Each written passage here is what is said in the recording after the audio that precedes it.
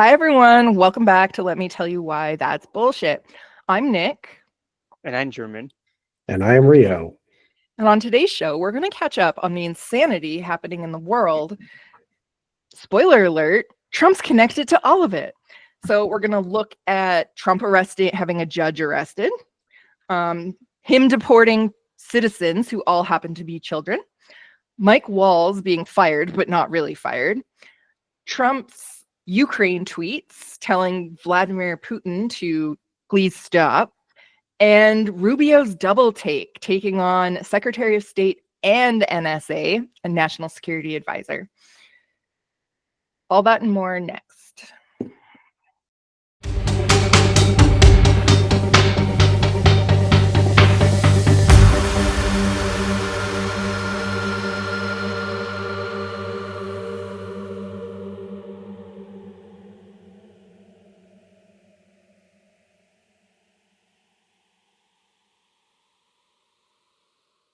We have some very strong opinions and ideas, and I think we'll probably state those opinions now. Hey, how are you guys today? I'm not too bad. How are you two? I'm alive. I spent more time in the garden, so I can't complain about that. So I threw out my neck playing video games, and then I kept playing video games. So I'm half put together because I couldn't put my makeup on because it hurt too much. At least you were in the garden. I was at home. So I don't know whether that being at home is any better than being in the garden. I'd rather be outside. But yeah, I had to help my friend move a treadmill yesterday, so that was fun. Oh, fun. Lots of heavy lifting. Good thing he hired people, and good thing we paid people to do it. So it's been so hot too. It was 28 degrees on Friday. I know. It's so crazy. It tastes very chilly and windy and a bit of a weird day anyway. Well, if it helps, it's going to snow because Rob bought flowers yesterday and he was going to put them in. And I was like, dude, what are you doing? Oh, no. No. So now they're just do like, that. Don't do that. Don't do that. I know. He's going to make us get snow. For anyone who doesn't know, you only in Alberta, you only plant after the Victoria Day long weekend. Regardless of what the long-term forecast is. And he was like, but the lowest it's going to go is 12. And I was like, yeah, until tomorrow when a random blizzard moves in. Yeah, this is Calgary. Sometime this week anyway. Yeah. Right? It'll go from 25 degrees all the way down to like minus 25. That's happened before. Except usually it's the other way during a Chinook. For those of you that don't know, a Chinook is a warm wind that comes over the mountains and makes it be like 20 degrees on Christmas Day in Alberta, or at least Calgary. Which is so nice. Yeah. Melts the snow. But, less nice when we get a May blizzard. Yeah. Anyway, want to talk about Ukraine because that's a shit show. Sure. Let's start with looking at Trump's Truth Social. Yes. And I'm going to make you all look at this because I had to go through 7 freaking days on his Truth Social to find this truthy lie. What are we calling these? Fake news, falsehood. Fake news is alternative facts. Alternative facts. No, we're not pushing that. So lots going on in Ukraine. On April 24th, and I know that because I had to go back there. It took me forever yesterday, and then my brain nearly came out my ears reading his posts. Trump True Feed? I don't know what to call these. I am not happy with the Russian strikes on Kyiv. Is that how you pronounce that? Kyiv? Not necessary and very bad timing. Vladimir, stop. 5,000 soldiers a week are dying. Let's get the peace deal done. Okay, first off, I don't believe he gives a shit about the 5,000 soldiers. Secondly, Vladimir, stop. That should totally work, guys. Yeah. I've joked about this before, but this is how politics is done these days, I guess. Like, you just beg on the internet as if it's 2008. And this is how he's doing his foreign policy, and we'll talk more about that like later when we get to Rubio and NSA. Yeah. But what is happening? Also, just a side note, and this is like something in my own brain. I don't know if you guys saw during COVID, Mark Hamill, who played the Joker in Batman the Animated Series, started reading Trump's tweets in his Joker voice. And so now every time I like read something that Trump writes, all I hear is Mark Hamill's Joker. And Oh man. if you haven't heard it, go look it up because it's totally worth it. It's fucking hilarious. Anyway, so Trump's been trying to get this peace deal with Ukraine now for what, 100 and more days after saying that he would definitely get this done before he even took office, one day after the election. Now he's saying, well, that was exaggerated, and obviously I didn't really mean that. So Russia and Ukraine had like not like a ceasefire, but an agreement, which Vladimir was basically breaking as it was happening. Like, and the next day he continued to bomb energy facilities in Ukraine. Yeah. So I don't know why Trump thinks that Putin would like keep a deal anyway. But what's really interesting in this is that this week, Trump managed to succeed in extorting the Ukraine for all their minerals. So it was announced this week that the Ukraine deal gives America 50% of revenue from critical minerals, which is lithium, titanium, rare earth metals, etc. This is actually really important. So the U.S. has been like choked out by China because China has 90% of the rare earth metals in the world, and they're really pissed at America right now. So in terms of like American, I don't want to say security, but well, actually, no, it would be related to security too, because a lot of weapons need these rare earth minerals. They needed this deal. But here's the thing. So this deal, it's like a 50-50 investment split. The U.S. military aid, though, will count as an investment into this fund that's being created. The Ukraine will retain legal control. They're not allowed to have NATO membership. So this was like in this deal. And they're also pushing the Ukraine towards concessions. So like Crimea, for example, they want Russia to be able to keep Crimea. Of course, Zelensky doesn't want to do that for obvious reasons because Putin's an asshole and clearly the aggressor in this, regardless of what the U.S. tells you or Russia tells you. Same talking points, by the way, which should tell you everything. Thoughts on this? Because this now puts, with China being in control of most of the minerals and the U.S. needing these minerals and the U.S. having this deal, two things have happened. One, it gives the U.S. a security incentive in Ukraine, even though no official security deal was reached within this mineral agreement. But the second thing here that people are talking about right now is that we don't actually know if the earth minerals are viable. I guess there's like a really long process to extract them, make sure that they're viable and useful, etc. The last assessment that was done was like pre-COVID, really long time ago. So nobody actually knows if this is even going to go anywhere. I'll kick it over to you guys now. Thoughts on this?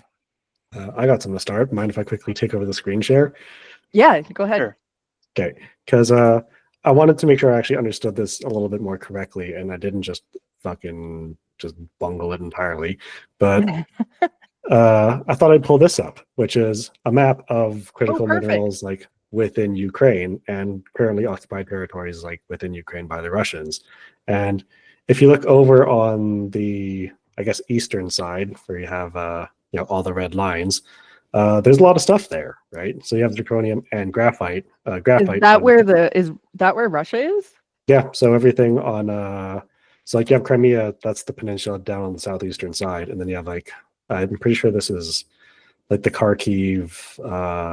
I don't remember the area, but I was looking at the map earlier. I don't remember any of the names. My apologies. But anyway, what I wanted to say is like, so these are, you have graphite, which is used in lithium ion batteries. you have zirconium, which I just looked up, is also used in like alloys. So whenever you're developing like anything that requires an advanced metal, you probably involves a little bit of zirconium in it, right? And then you have titanium, which are these fun little orange squares, kind of like all over Ukraine, with other things as well, including lithium and like, cobalt, which is something that's in all of our phones, right? So for those who have ever been to the zoo, which I'm pretty sure all three of us have, where they have that like phone donation program where it's, oh yeah, you can come and recycle your old phone. They literally do that for cobalt, because like if you can minimize cobalt mining, you're minimizing your impact. And like, cobalt's a rare earth metal. It's really hard to get your hands on. But the reason why I wanted to bring all that up is because like having so much of like this important stuff, especially like graphite, like which you use for lithium ion batteries, among other things, in Russian occupied territories, means that incentive suddenly becomes like, yeah, all these missiles I'm going to send you that count as investment towards this program can now be used to liberate those areas, right? Now, will that actually happen? I think that's a whole other question. And in an argument I had with my cousin and uncle a couple of weeks ago, they're like, well, no one's going to risk nuclear war. And I was like, well, I mean, conventional war is still a thing, and it's happening right now. Well, I don't mean to interrupt you, but it's really funny you bring that up, because right now, while this is going on, the U.S. is actually ramping up its nuclear overhaul due to threats from Russia, China, and North Korea. So yeah, and like that's the threat of like mutually assured destruction, right? And like that was the whole point of having such a large nuclear arsenal, right? Because especially during the Cold War, when you had that constant ramp up to what was, I think the maximum was like say 12,000 missiles between the two of them, like you had that real threat. And then like they pare it down, and to be fair, 5,000 nuclear warheads is still 5,000 nuclear warheads. But if you have 5,000, will it really take more than like one? Not really, and that's the thing, right? And actually, it's funny you bring that up too, because that's where you also get like, say, the French nuclear doctrine, which is like, I think there are something like 50 warheads, I'm pretty sure. And part of the nuclear doctrine includes a nuclear warning shot, which is the most fucked up thing I've ever said and heard. But it's a smart policy if you think about it, because it's like, well, we'll just blow up whatever random village or part of the front that we don't want you to have, to make a point of like, well, we can do this too. So if you're threatening us, we can absolutely respond. And that's the whole point of the doctrine. Anyway, like, will Russia respond with a nuclear threat? Probably, because that's their playbook, because they always respond with a nuclear threat. Will they follow through with it is where you kind of get the like, well, Vladimir Putin's crazy and Donald Trump is crazy. So like, well, and here's the thing. They're both getting older, yep. And the more you listen to them talk, the more senile they clearly are. Oh yeah, and so like who's gonna stop either of them? Oh, exactly. And especially when you consider the fact that like the United States has basically shifted itself towards, Donald Trump being able to just call shots similar to Vladimir Putin, right? So like you now have two dudes who are just absolutely old and crazy with big red buttons that have access to 5,000-6,000 nuclear warheads each, right? So, and especially when you again, these are really important things that you need to build missiles and batteries and drones and all sorts of other things you need for explodey weapons that kill people en masse. So yeah, that was nice and depressing. So you're welcome, everybody. It's just going to get worse as we go through the pod today, FYI. Yeah. Yeah. Well, that's how it is, right? Yep. Let me tell you, that's going to be a bit of a mess there, for sure. Apparently, this is the world we live in. Lots of things going on, right? Not surprised, but lots of things going on there, for sure. German, any thoughts on this Ukraine deal? Extortion? To be honest with you, I'm not surprised by the U.S. on this one, especially when you have Donald Trump there. Donald Trump wants the best for the United States, which I get, but at the same time, it's what he is. He is the person that is going to extort as much as he can from Ukraine, and I guess everyone, not just Ukraine. Yeah, for sure. It's not just Ukraine, but in this situation, it would be Ukraine, right? And unfortunately, Ukraine's going to lose out, and they're at a turning point right now. They know they need that U.S. support, which they don't. Which they've struggled to keep, let alone, with all that fighting going on between Donald Trump and Zelensky, right? So they're in that tough place right now, right? So they have to, right, take on that stuff. And so it definitely affects them. And so they need that support from the United States, and they know that if they're in a tough place, if they don't take that deal, it's better than the one that was proposed originally. So not really. It was the same. U.S. wanted 50% of their minerals. Yeah, well, there's still the minerals for sure, but it's still, from what it seems like it's a lot better in terms of like some of the other stuff. But I'm not surprised. Like Donald Trump would do what is best and for the United States and himself. But see, this is the question: is it what's best for the United States? And this has been like a thing this week. Rio, go ahead. I have a thought on that because like it kind of hearing all this kind of made me think about the Iraq War again, which is where it's like the first thing that they did after they invaded was they immediately secured oil fields and ports, right? Because like it was within their national security interest to make sure that oil prices remained relatively stable, even though there was now a war that threatened to just completely throw oil prices into absolute chaos because they invaded an OPEC country, right? So like, yeah, it's in their interest to make sure that they have at least some sort of access to these minerals, right? And especially considering, like we were just talking about, these are things that you use for like batteries and bombs and drones and, you know, supercomputers and all that kind of stuff. And like, you know, getting the raw, like Ukraine is getting a raw deal. Like, let's not beat around the bush here. Like Ukraine was probably in a position like to really set themselves, like if they could have fought off the Russians like fully with like US support, say under, you know, Harris, just hypothetical example here, right? You likely would have had Ukraine rise up as a sudden new regional power because all of a sudden you had a military force that was huge with a lot of combat experience and a lot of knowledge of how, like, you know, a US enemy operates, which is something that like you don't get doing war games and drills anymore. And like, you know, you can watch a video. It's like, you know, a boxer can watch a video as much as he wants, but like, unless you find someone that kind of fights like the guy you're fighting, you're not going to really stack up until the time comes and you see how it actually plays out. So, yeah, it just made me think about that, where it's like, well, Ukraine's getting the raw deal here. And like, you know, it's not as bad as, probably not as bad, I should say, as what happened in Iraq, where the United States basically just showed up and started killing Iraqis just because it was like, well, you might be a terrorist. Who knows? Right. Yeah, but I guess one of the things that I haven't really heard anyone talk about other than China holding 90% of the minerals, what does China do now? Because they were purposefully choking out the US on minerals because of the tariffs. And they're already kind of aligned with South Korea and Russia, although not on Ukraine. They have been outspoken about that. But I wonder if this is enough to make them pivot in their own national security, because it's in China's best interest for the US to not get those minerals. Well, and the other thing too is like, so there have already been documented cases of Chinese soldiers being found on the front line as well.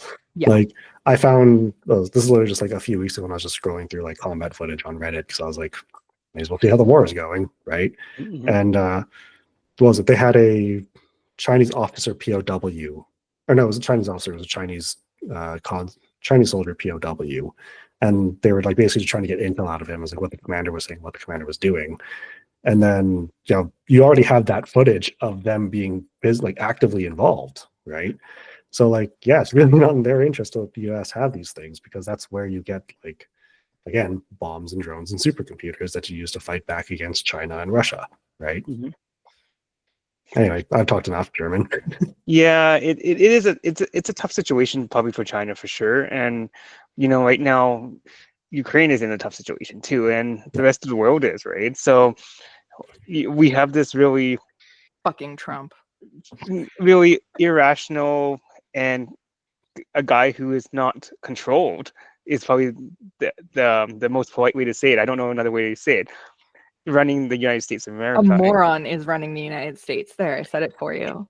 Yeah. I don't think I would say even moron. I would say idiot, maybe. Whatever you want to. Basically, same word. It's a synonym.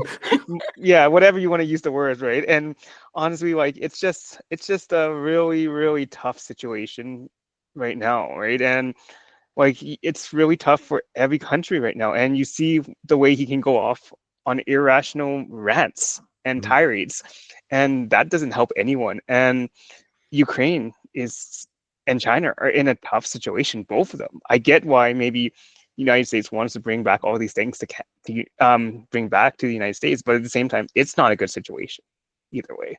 No. Well, and just one last thought on this before we move on to immigration in the U.S. It's going to be interesting to see what happens with the G7 because Carney during the campaign said that he invited Zelensky to the G7, and with Carney winning, he also said this week that that's still happening. Trump also has an invite, obviously, as a G7 country. He still hasn't accepted, so it's unclear if Trump will show up, if Rubio will show up, or if nobody will show up. But that'll be something to keep an eye on, what happens at that meeting with potentially the U.S. and Zelensky. On a side note, they did have a meeting at the Vatican over the Pope's funeral. Yeah. So the joke around right now is that maybe it was some divine intervention from the Pope in death to create a bit of I guess to come across this deal and to kind of create a bit mending fences and forgiveness there. That's what the joke around people have said. So I don't know, who knows, right? I don't know. I prefer the joke about JD Vance killing the Pope as one. Like, could you imagine, like, you're on your deathbed and your last meeting as the Pope is with JD Vance? Although I have heard that the Pope scolded JD Vance. Yeah. So basically, like, the Pope got sick, held a mass, met with JD Vance, scolded him, then fucked off and died. And I was like, you know what? Respect, Holy Father. He actually released like a public statement about the Trump administration and Vance after the meeting with Vance. So his last word, and he had to have the last word. Yeah. Even a guy on his deathbed was like, took the time to be like, what the fuck is wrong with your country? Yeah. You're not very Catholic, buddy. And I hope that's a good thing about the exactly Pope. what he said to him in private. That's the good thing about the Pope, like he wasn't afraid to stand up for things like that, and he wasn't afraid to say things. And like I said, I don't know how the new Pope will be when they elect him, so we'll see what happens in that situation. Yeah, we'll keep an eye on that. That'll be interesting. Okay, let's move on to immigration. It's not getting any better, guys. So it's official. The Trump administration has deported American citizens. 4 children with their moms, it sounds like. One of whom was a 4-year-old girl with cancer. Yes. So we're going to watch a clip of Tom Homan talking about this. It's important to know that the lawyers for this particular 4-year-old have said that no, the mom didn't want to bring her child with her. She wanted her to stay with her American father in the U.S. so that, she could get her cancer treatment. Did I mention that? She has cancer. 4-year-old little girl with cancer being deported, an American citizen, to Honduras. And the lawyers have said no, that she was coerced into taking her daughter and wanted her to stay with her father so that she could continue getting treatment. So let's quickly watch a clip here. And heads up, it's kind of really hard to watch this asshole talk. So let me know too if you guys can't hear it when I hit play, but it should be okay. If you enter this country legally, it's a crime. If you remain in this country legally and you ignore a judge's order about deporting, if you choose to have a U.S. citizen child, knowing you're in this country legally, you put yourself in that position. You put your family in that position. What we did is remove children with their mothers who requested the children depart with them. This was a parental decision. Parenting 101. The mothers made that choice. And I tell you what, if we didn't do it, the story today would be Trump administration separating families again. No, we're keeping families together. So when a parent says, I want my 2-year-old baby to go with me, we made that happen. They weren't deported. We don't deport U.S. citizens. The parents made that decision, not the United States government. But I don't hear any questions about Laken Riley had a mother. She's never going to see her child again. Rachel Morin, she had 5 children. Those children are never going to see their mom again. This administration is doing the right thing. Every public safety threat we arrest from this country and remove them, this country is much safer. So parents will make a decision what happens to their child. Having a U.S. citizen child does not make you immune from our laws. If that's the message we send the entire world, enter the country legally. It's a crime. Don't worry about it. Get order removed by an immigration judge. Don't worry about it. No one's looking for you. And have a U.S. citizen child, and you're immune from our laws. You're never going to fix the border. People will keep putting themselves harm's way. More women would die. More children would die crossing this border. We got to secure a border by enforcing laws. We're not making this up. We're enforcing laws under statute enacted by Congress, and it's the right thing to do. Okay, so a lot to unpack there. I'm going to put statements from lawyers in the YouTube description for anybody who is curious about all the lies that came out of his mouth. And secondly, I need to catch my breath here. He was implying that due process is a thing that's happening in the US right now. It's fucking not. I mean, didn't they also just deport an American citizen to El Salvador? Yes. Like, wasn't that, I'm not crazy, right? That happened within the last month. And they're trying to get them back, but I haven't seen reporting on it since. Yep. Garcia, we're gonna watch a clip. Actually, no, we'll save it. But we are gonna watch a clip where Trump basically says, "Yeah, I'm ignoring the SEC ruling," and and he says, "We don't have enough time to go to court for all of these people." Excuse you? You don't have time? The fuck is that? But now we're in a position where they have deported American citizens. Yeah. Yes, American citizens with their parents, or at least one parent, who couldn't have stayed with the other parent who was in the US legally and an American citizen without due process. No judge was going to make that 4-year-old with cancer go with their mother if they have an American citizen father who's still in the country. Stage 4 of a really aggressive cancer. Yeah. And without her meds. Like, they didn't even give them time to contact the doctor or anything to get her medications that were needed. Yeah. Okay, I'm just disgusted. So I'm going to throw it over to German now. Sounds good. You react in some way. I'm just disgusted. Yeah, I'm a little bit disgusted would be the word, but I'm also a little bit appalled more. The first point, there's several points I want to cover. The due process situation is, there is no due process in this situation at all. It is inhumane by any means. It is, you're deporting an American citizen child who is extremely sick. And like you said, that we don't have, they don't have a parent who's an American citizen. They were born in the United States, so they're technically American citizen. So not technically, they are. Yeah, exactly. And so it's just one of those situations that I'm kind of like, how can you do this? This makes absolutely no sense to do, in my opinion. And there is no due process involved. There's no, I can understand you want to deport the mom because she is not an American citizen, fine, right? But that doesn't even make sense to deport the child. The child is an American citizen. And there's no process. It's inhumane. The kid is sick. The kid can stay with the father, right? So it is just outrageously and inhumane and appalling on every level. Well, and I think people should be scared. If I was an American in the US, this is a test. Trump's already floated deporting Americans to El Salvador that have broken the law. And let's remember what Trump decides should be an El Salvador prison sentence. Yeah. He was already overheard saying that vandalizing Teslas and Tesla headquarters is an act of domestic terrorism. Okay, don't go out and vandalize shit, but that's not domestic terrorism. No, that's no way. Mischief. And he wants to send them to El Salvador. Yeah. So if I was an American citizen, particularly in light of the next story we're going to talk to, an American citizen that is critical of Trump, I would be scared to leave the country upon trying to get back into the country.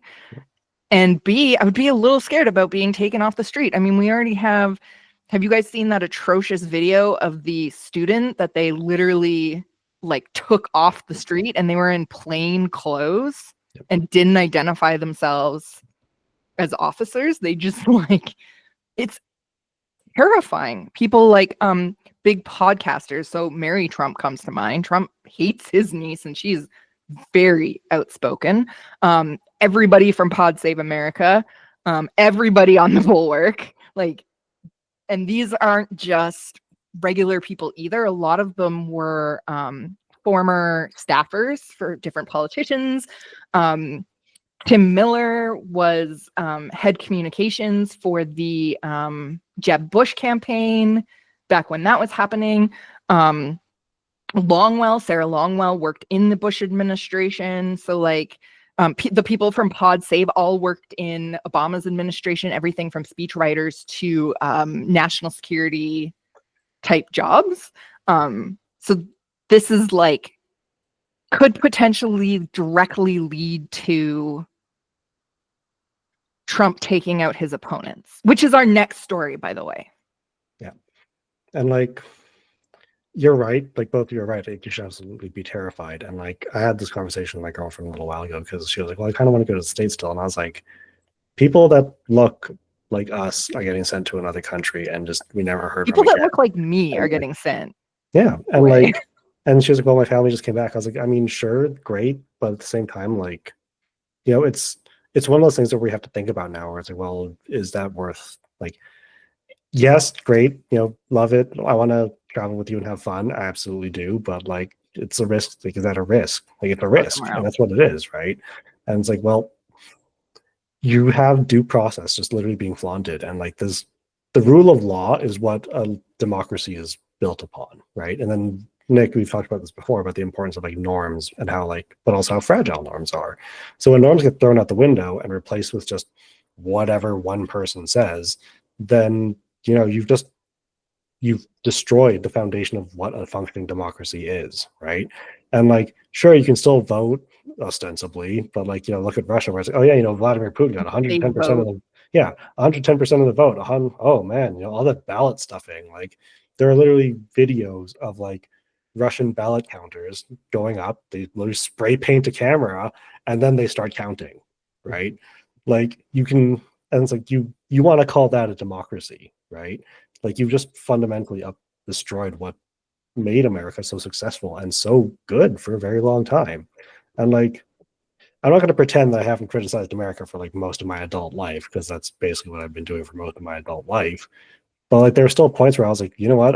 It's better the devil you know than the devil you don't. And I was like, yeah. And I mean, Bush did horrible things. Obama did horrible things too. I was just going to say Obama, he took out no less than 2 hospitals with drones trying to get bin Laden. This is a side note, but do you guys know about that missile they have that literally just shoots swords out? Like, Obama authorized the use of that shit. It was interesting, you know, on Pod Save this week. I can't remember if it was the geopolitical podcast or the national podcast, but they were talking about how like they were a part of an administration that did some awful things. And at the time they were very like, no, it's okay because of X. And now they're like kind of reflecting on it as people and being like, holy shit, I was super wrong. And so there's like an argument there to, like, that can be made and has been made about how we've gotten to this point and how you can go all the way back to Reagan and Nixon to see sort of the downhill backsliding that has gotten America and the world to the point it's at now, which is Donald J. Trump. You know, I just want to add quickly, like, it's just when they say they don't have time to go through due process or even go through trial or anything like that, that is not even true. That's a lie. I mean, Trump says a lot of lies. There will be no less than 4 lies in the clip I'm about to show you. And, you know, like, honestly, like, it's just so crazy and it's just outrageous. Like, I don't even know how else to put it. Like, it's not even fathomable. Like, what our democracy, what our democracy across the world is based on should be based on these values that are due process and law and all that stuff. Like, I don't even consider Putin's Russia elections an actual democracy. If I'm I don't think to be honest the with you. world does in general. So like it's just like crazy, right? When you think about it, right? It's technically being a dictatorship Yeah. by any means. So it's just outrageous, and it hurts democracy to the core. Yeah. And it doesn't stand for what democracy should be and will be, probably hopefully down the road. Yeah. And I just want to mention this real quick because like with just picking the Vladimir Putin elections thing, because like it's very easy to like, it's people be like, oh, it's not actually going to happen. Slippery slope fallacy. Nah. But it's like when you've seen it happen before, and that's what happened with Russia, like post the USSR, right? Like it had a few solid years of like, actual modernization and reforms until Vladimir Putin showed up. And then things started backsliding again, right? And like when you're facing that and you're dealing with like, just literally all the norms of like a functional democracy being thrown out a window, like, yeah, those elections no longer become valid. And like it's entirely possible that give it the 4 years of Donald Trump's term, and then it's entirely possible that it's like, yep, there's only Republicans on the ballot all of a sudden.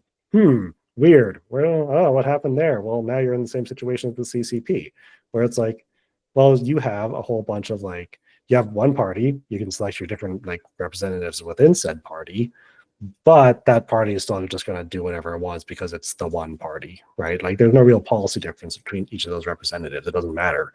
So yeah, it should be distressing to anyone who sees this. And like, people can say that we're crazy because we're like, oh no, Donald Trump is like, Trump derangement syndrome. Yeah. You know what? I'm perfectly happy to be labeled as having Trump derangement syndrome at this point in time. Yeah, but I'm on the right side of history.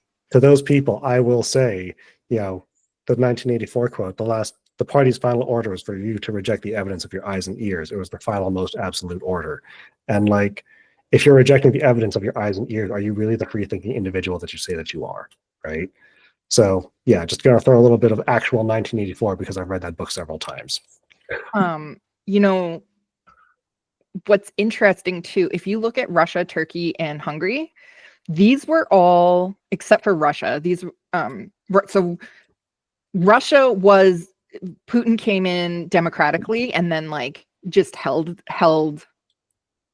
his power and was like, I'm never giving this up. Turkey and Hungary, both of those leaders got in, were booted out democratically as well, but then came back in again and were like, fuck that. I'm taking the Putin way. So like we've seen this before. And so I think people need to take Trump very, very seriously. And yes, Trump is an incompetent moron, but I'm actually more worried about like the people around Trump, right? Like what the thing with this administration is that it's more than just Trump, right? Like we're basically seeing Stephen Miller's vision for America. And that should like terrify people. People should legitimately remember, and I don't say this lightly, the lessons we learned from 1930s Germany, right? Like first they came for X, then they came, right? Like first they went for the immigrants, then they went for children of immigrants, right? Yeah.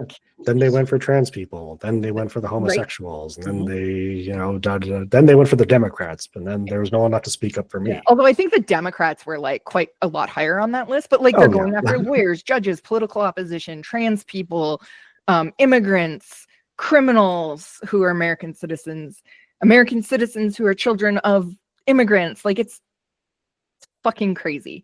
But there's all this yes men too beside him, yes women and yes men beside him too, and that doesn't help. Yeah, he was very smart. He basically kicked out any opposition he had. So this is also going to be really hard to watch. It's only a minute long though, so we only have to listen to Trump's voice for a minute. I watched this whole interview, so like all of you can suffer through this. This is Trump talking about the photoshopped Garcia pictures. Now, I'll show you the actual picture because I don't think he, like at one point during the interview, he like holds up the picture and is like, look at this. And the reporter's like, yeah, it's clearly photoshopped. So I have that as well.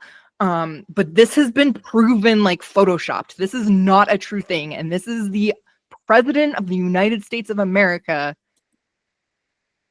doing this. I can't have a trial, a major trial for every person that came in illegally. We have thousands of murderers that came in. They're going to murder people. They already have murdered people in our country. Right, so we have to get them out, and we have to get them out fast. Really bad guys, but in our country, even bad guys get due process, right? If people come into our country illegally, there's a different standard. These are illegal. They came in illegally. But they get due process. Well, they get a process where we have to get them out. Yeah. Okay, let's talk about the Venezuelans. They get whatever my lawyers say. Those tattoos. Oh, he had some tattoos that are interpreted that way. But let's move on. Wait a minute. Hey, Terry. He did not have the letter MS13. It says MS13. That was Photoshop. So let me That was Photoshop. Terry, you can't do that. Hey, they're giving you the big break of a lifetime. You know, you're doing the interview. I picked you because, frankly, I never heard of you, but that's okay. But I picked you, Terry, but you're not being very nice. Okay, so I'm now going to show the photoshopped picture, which is like worse than. So first I'm going to show Trump holding it, and then I'm going to show like a close up of it so that you can see. Okay. So here's Trump being like, here's the photo, everyone. And then here's like a close up of the photo. And like, look at how fucking insane this is. It's It's like so very clearly just like, oh man, MS Paint, like text box. it's Arial font. Yeah. It like doesn't even. What the fuck, guys? They're not even trying anymore. Yeah, like that's just so, oh my god. So did y'all ever hear about that, like Russian agents being like, yeah, you got to put SIM cards in like this guy's room, and they put literal copies of The Sims 3 because they didn't understand what a SIM card was. So they're like, it says SIM on it, so this must be the thing. No, it was fucking Sims 3. Oh my god, let me see if I can find that article. It was great. Oh my god, I just can't with the like did Steve Miller just like bring up Paint and type that on? Like, they're not even trying hard anymore. They're just like, yeah, here you go. So that was a thing. Yeah. And now, as a reminder to everyone, Garcia was a resident with no criminal record, was wrongly deported to El Salvador in March 2025. The Trump administration admitted that it was an administrative error. Now they're claiming that he's linked to MS-13, citing tattoos as evidence, Photoshop tattoos. The U.S. Supreme Court ruled that the deportation was unlawful and that the Trump administration was to facilitate Garcia's return to the U.S. They've blatantly ignored that.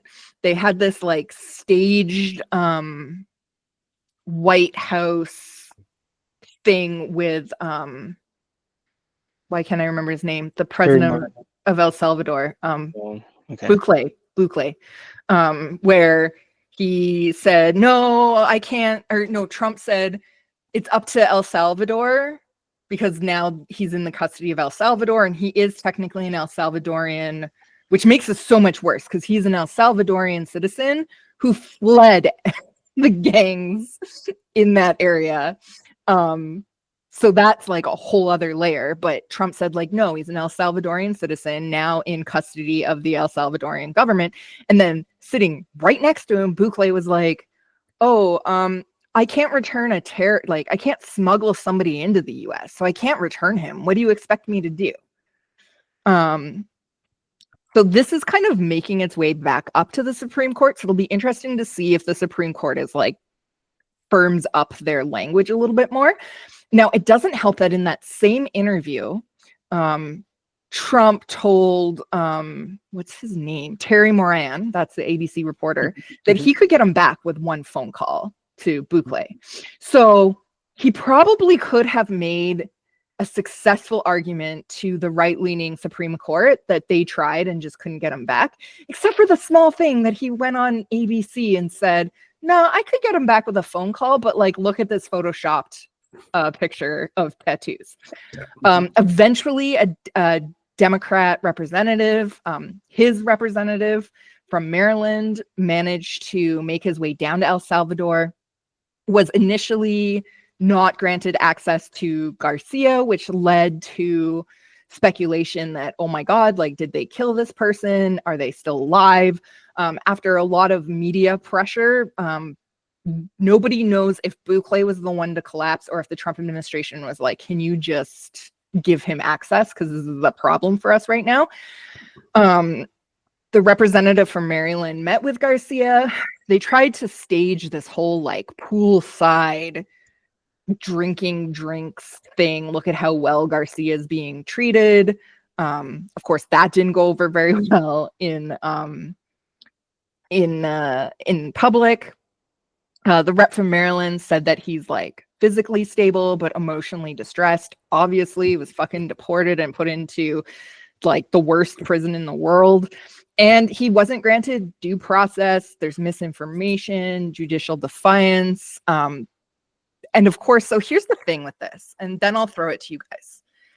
The Trump administration can't have this guy come back is the problem, because he's going to come back.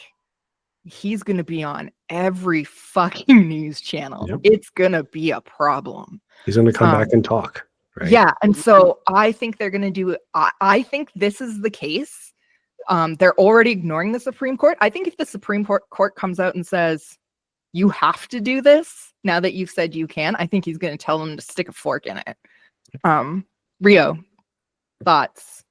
Yeah. Well, the thing is, so I agree that that's what I was going to do. It's just like, yeah, I could do it, but I'm not gonna, because like it's going to create a problem for the administration if this guy comes back and starts talking about what happened to him, right?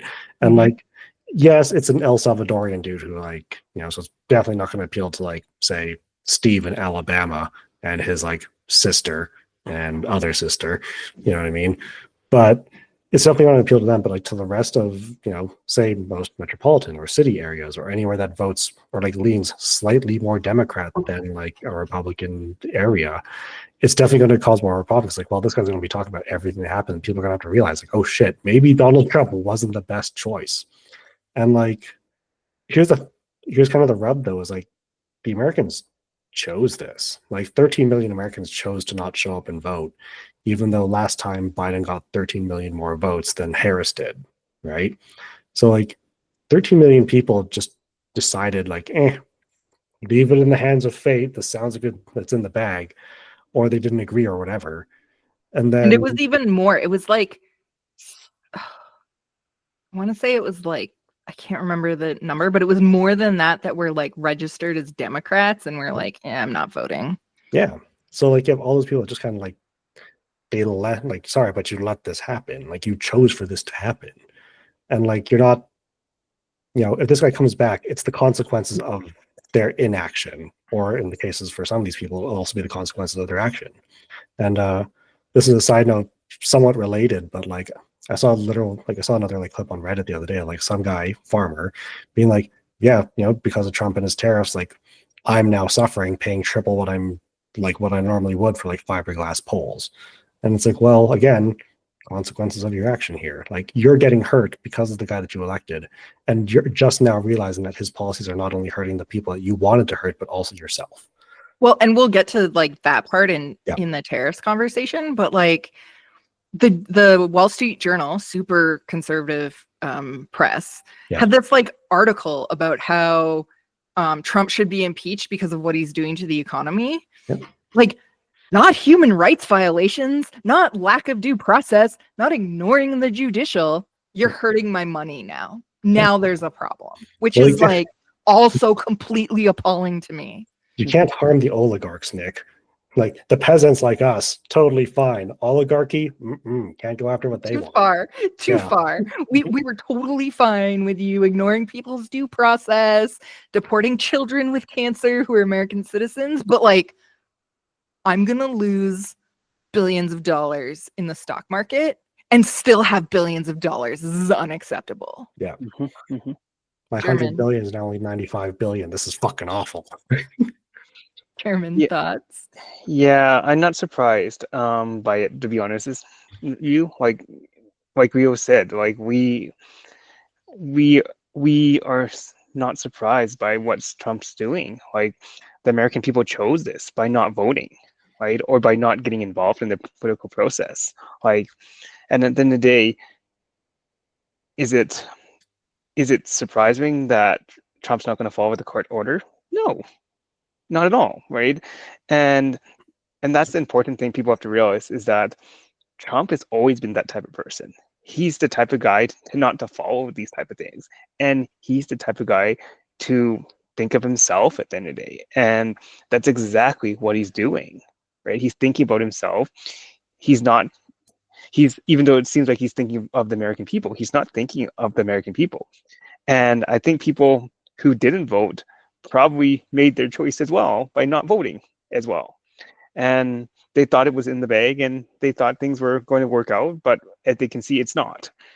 And it's the whole tattoo thing is just crazy. You know, it's Photoshop. You can tell.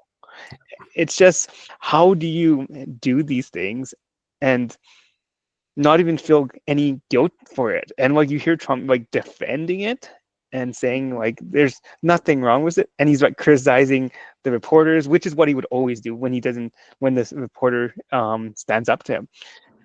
It's just Trump 101. Trump has always been that type of person. He doesn't like confrontation, and he doesn't like people going against what he believes. He likes people around. This was a man who wanted to shoot protesters outside the White House during his last term, and the only reason that didn't happen was because someone refused him a legal order. Yeah, what's Pete Hegseth's official position? Secretary of Defense. Secretary of Defense. The Secretary of Defense at the time was like, Mr. President, you can't shoot American citizens who are peacefully protesting. And he was like, why? And this was like documented in public by the former Secretary of Defense. So like, this isn't a person that gives a shit. He's just surrounding himself with people like him now. But and also slightly smarter. There's also the problem. There's no guardrails right now. Like he knows exactly what to do and how he can push the institution and how he can avoid to have the oppositions if he needs to. But I think that shows that the guardrails weren't guardrails at all. Like the guardrails in the U.S. are supposed to be the courts. The problem is that they also rely on norms to enforce that. So here's the thing. Court orders are enforced by U.S. Marshals. But U.S. Marshals report to Pam Bondi. Who does Pam Bondi report to? Trump. Yeah. So like, but the norm is that DOJ is like arm's length from the president's office. The problem is they made it a norm and they didn't actually legislate this. So it was just kind of like after Nixon, because the whole Watergate thing is sort of what set that off about the DOJ having to be an arm's length organization. They didn't actually do anything about it. So the problem is it's still under the president. So like, it's not like, yes, maybe you'll get a U.S. Marshal that's like a little bit like anti-Trump or pro-democracy, however you want to look at that. But like, all that has to happen is Pam Bondi pick up the phone and be like, fire that U.S. Marshal. And that's a problem. Like that's a big problem going forward. Fucking problem. And like I think people are failing to understand that in the States, right? And I don't think people still understand that. I don't think they even see the magnitude of what Trump is doing, right? Until it affects them directly, they don't even care, to be honest. Yeah, and so, they won't care. No, and so I think that this was also highlighted this week with the arrest of Judge Hannah Dugan, who was arrested on April 18th by the FBI. The charge was allegedly helping an undocumented immigrant avoid ICE while in her courtroom. I'm not going to be able to pronounce the name of the immigrant, so I'm not even going to try, but there will be articles posted in the description, people. So first, let's talk about what actually happened. So the reason, Okay, so first off, in terms of norms, here we'll go back to the norms. ICE originally had the norms of you don't arrest people at hospitals, courtrooms, or schools because you want people to go to school, you want people to be able to get medical attention, and you want immigrants to show up to their court hearings. Yep. So this was a norm. Anyway, ICE was in a hallway, and I guess in this, like the layout of the courtroom, I listened to George Conway talk about this, and the layout of the courtroom is super important here because she told him to just like go out a side door. It was like the jury door, I think. And ICE actually still arrested him in that elevator because it was leading to the same hallway. So there was nothing there. He just didn't want to go out through the parking garage. Like that's why he didn't go out the way that you would normally send people out. She was like, yeah, just go through the side door. They could have arrested him at any point. They waited until they got like out of this elevator with him and arrested him. And then they arrested this judge for apparently helping this undocumented immigrant avoid ICE. But last time I checked, it's not really helping anybody avoid ICE if you're sending them into the same hallway where ICE is. This has like absolutely lit up legal circles in the U.S. Lawfare has been talking about it. George Conway has been talking about it. He called it like asinine. And her lawyer, George Conway mentioned who the lawyer is. He's a prominent conservative, hardcore Bush conservative, this lawyer. And he was like, no, this is fucking bullshit. The governor of Wisconsin, Tony Evers, called this arrest chilling and said that it was a warning about Trump going after political opponents. Pam Bondi went on Fox News and was talking about how this judge is a criminal and was trying to help an immigrant avoid answering to the law. Like, it is just horrendous. And I think this is going to be a pivotal moment to see, okay, what actually happens to Trump's opponents.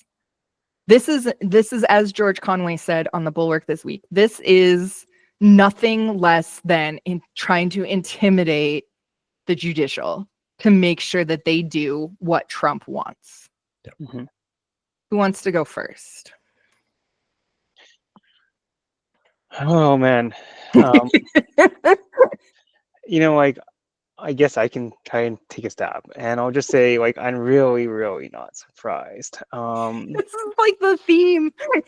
Like everything I hear about Trump, I'm not surprised by what he's doing. He's just trying to control the dissidents and control the people going against him at the end of the day, and that's all that he's trying to do. And he's trying to get rid of the opposition. Right? Anyone who opposes him, anyone who doesn't agree with him, is out the door or kicked to the curb, right? And that's the biggest problem, that's the problem with him, is that he is that type of personality, and he's that type of leader. He doesn't want anyone to oppose him. And am I surprised by it? No, I'm not. Like, that's the guy that U.S. elected, and that's the type of, he doesn't have any understanding of these type of things, and he doesn't care. Like, he doesn't care about anyone but himself. So it's really sad, but is it surprising? No, not at all. And is he going to continue to do it? He'll continue to do it. Of course. So yeah.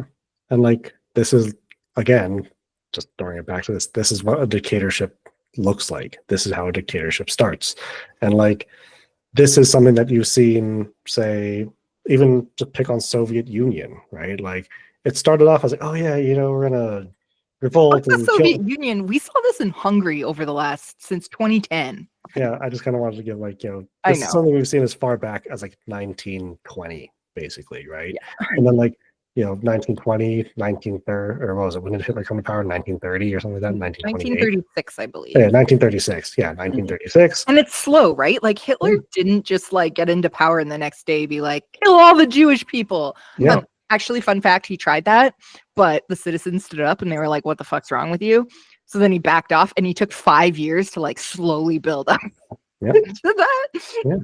And then even as recent as, like you were saying, Hungary, or taking back 30 years, most recently Russia, Turkey, and, bringing a little bit closer to home, the Philippines back in the 80s, where it was under martial law at one point, or South Korea under martial law too. Yeah. Right? Like the rise of a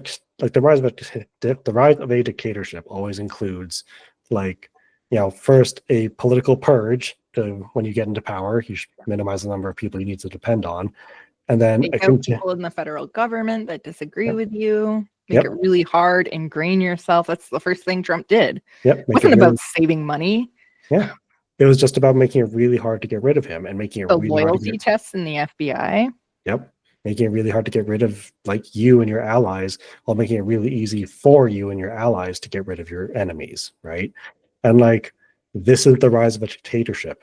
Like, this is, this isn't a fucking game anymore, people. This isn't like, this is serious. You need to do something about it. And, like, the fact that you have someone targeting a judicial officer and, like, give it long enough, probably the Supreme Court, right?